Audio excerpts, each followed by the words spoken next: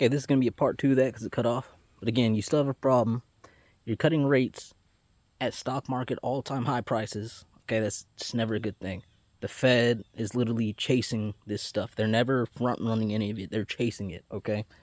So they already know what's about to happen.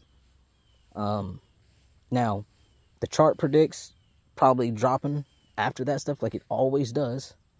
Now, could there be news behind that? Maybe. That's another reason why I have those speculative plays. It's because I think that might be some of the reason that they get to using as to why the market is down. Japan still has a problem. Watch the dollar. Okay, I got puts on the dollar because you got to have collateral for, you're playing the long term, but you never really know what happens. You need a hedge, okay? Well, yeah, you can do what you want, but I have a hedge. Again, I'm not a financial advisor. I'm not telling you what to do. I'm telling you what I'm doing. Okay, this is like a journal for what I'm doing, right? So again, anyway, I see that the dollar dropping, okay, because Japan's gonna start selling those bonds off whenever they get in their trouble, because they're going to, because they still have a problem. Nobody knows how big that problem is.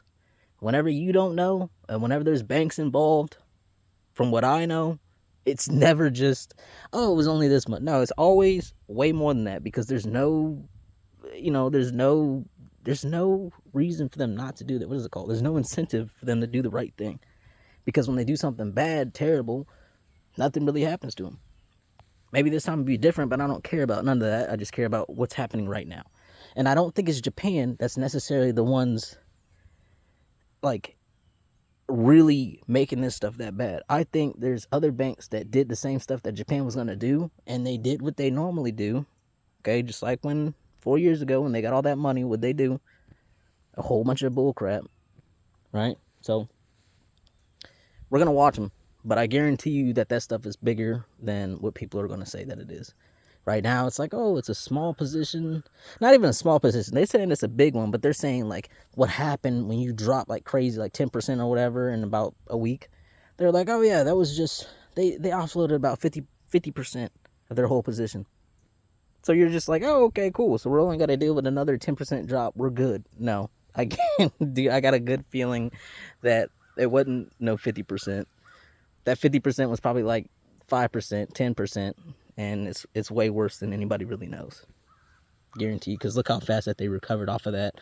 Look at how they responded. A drop like that, normally they're like, oh, retail is holding the bags. What'd they do? They went back in there and they bought it up because y'all did what you normally don't do, which is you took your stuff, you got out, you waited. And they don't want to be the ones holding that bag. They want somebody else to be the ones holding that bag.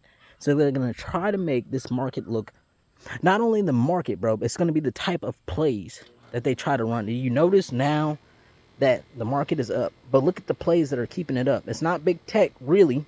It's your small caps. Okay? It's your short squeezes. It's your plays that, oh, I've been holding these forever. I got bags for finally about to rip. It's the MOAS, whatever. Trust me.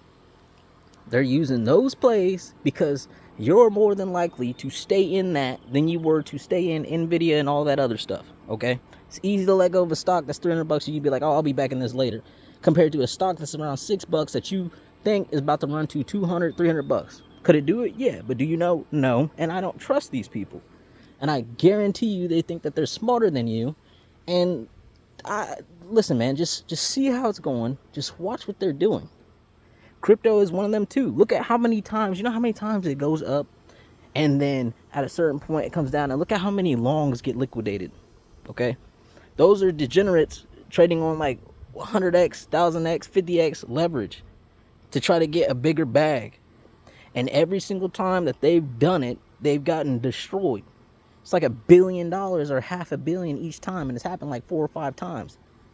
That's about $5 billion, bro. That's about $5 billion. That's a lot of money. That's a lot of liquidations. Okay? And it happens both ways. Okay? They're playing you both ways. What really is about that, like, when people talk about that reset or whatever, the generational wealth that's about to happen, that could happen, right? The reason why people say it's going to be the last time is because so many people are hip to investing right now. And there's going to be losers on the side that is normally winners. And it's going to be catastrophic to where that they can never have that again. Think about all the people that you're probably going to have at Lake Mar-a-Lago, wherever, however you say that, right? Bums that don't deserve to